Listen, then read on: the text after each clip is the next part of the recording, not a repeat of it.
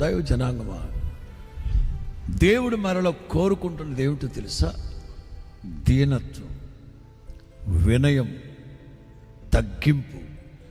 ఇవి దేవుడు మనలో కోరుకుంటున్నది. అదే మీకా ప్రవక్త అంటాడు, ఓ మనుష్యుడా, ఓ మనుష్యుడా, నీకు అర్థం కావట్లేదా ఆయన ఏమి కోరుకుంటున్నాడు?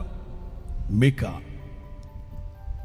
6వ అధ్యాయం 8వ వాక్యం.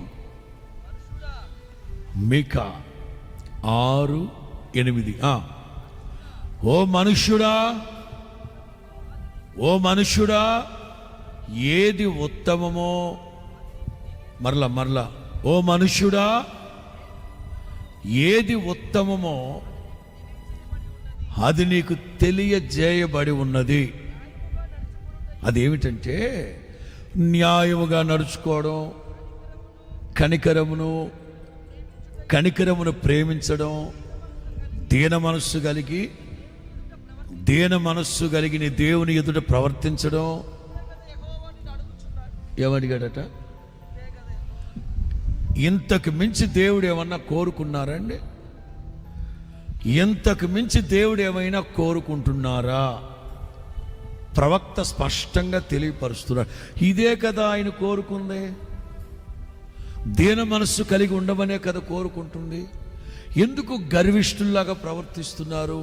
ఎందుకు అహంకారం చేత, గర్వము చేత ఈ కండ్లు నెత్తి మీదకి ఎక్కుతున్నాయి, కండ్లు క్రొవ్వు చేత మెరకలవుతున్నాయి మీకు? ఎందుకు దీన మనస్సును విడిచిపెడుతున్నావు? వాక్యం అంటుంది, క్రీస్తు యేసుకు కలిగిన ఈ మనస్సు మీరు కూడా కలిగి ఉండండి. ఏ మనస్సు? క్రీస్తు యేసుకున్న మనస్సు ఎట్లాంటిది? ఫిలిప్పీ పత్రిక 2. అది క్రీస్తు యేసుకు కలిగిన ఈ మనస్సు మీరు కలిగి ఉండండి అంటే అసలు క్రీస్తు యేసుకు ఏ మనస్సు ఉంది అసలు? ఫిలిప్పీ పత్రిక 2వ అధ్యాయం 6వ వాక్యం నుంచి. ఫిలిప్పీ పత్రిక 2:6. పై వాక్యం చదవండి, 5వ వాక్యం. ఫిలిప్పీ పత్రిక 2:5, 6, 7. క్రీస్తు యేసుకు కలిగిన ఈ మనస్సు మీరు కలిగి ఉండండి. ఏమిటి క్రీస్తు యేసుకున్న మనస్సు? క్రీస్తు వలె పౌలు అంటారు, నేను క్రీస్తు యేసుని పోలి నడుచుకుంటూ ఉన్నాను, మీరు నన్ను పోలి. ఏమిటి క్రీస్తు యేసుకు కలిగిన మనస్సు? ఏమిటి? చదవండి ఒక్కొక్కటిగా. మరలా కరెక్ట్గా చదవాలి. 6వ వాక్యం. ఆయన దేవుని స్వరూపము కలిగి ఉన్నవాడైనా సరే దేవునితో సమానముగా ఉండుట విడిచిపెట్టకూడని భాగ్యము అని ఎంచుకోకుండా మనుష్యుల పోలికగా పుట్టి దాసుని స్వరూపాన్ని ధరించి తనను తాను రిక్తునిగా చేసుకొని మరియు ఆకారమందు మనుష్యునిగా కనబడి మరణము పొందునంతగా, అనగా శిలువ మరణం పొందినంతగా తనను తాను. ఇదే కదా ప్రభు కోరుకునేది.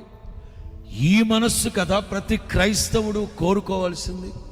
ఈ మనస్సు కలిగి కదా ప్రతి క్రైస్తవుడు జీవించాల్సింది. అందుకే ప్రభు అంటారు, మొదట నీ దేవుడైన యెహోవాను నీవు ప్రేమించాలి. 2, నిన్ను వలె నీ పొరుగువానిని. ఇదే కదా దేవుడు కోరుకునేది. గర్వము, అహంకారము ఎందుకు వస్తుంది?